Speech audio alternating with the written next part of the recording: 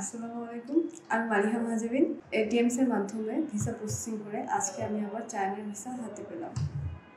আসলে আমি এটিএমসকে রেডিও প্রোগ্রামের মাধ্যমে চিনি। রেডিওতে ক্যারিয়ার আড্ডা নামে একটা প্রোগ্রাম হয়, ওখান থেকে আমি শুনে এটিএমসে আসি। ওর স্যারের সাথে আমার কথা হয়, স্যার আমাকে একটা ভালো গাইডলাইন দেয়।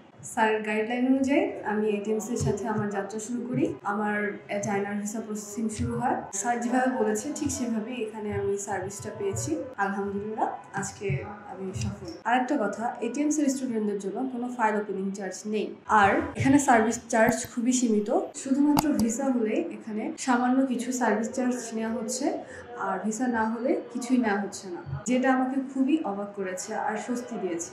এটিএমস একটি বিশ্বস্ত প্রতিষ্ঠান। এখানে আপনারা স্টাডি অ্যাবরডের জন্য ভিসা প্রসেসিং করতে পারবেন।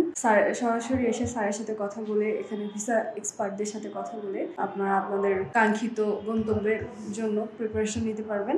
আরেকটা কথা, আমি চায়নায় পড়াশোনা করতে যাচ্ছি।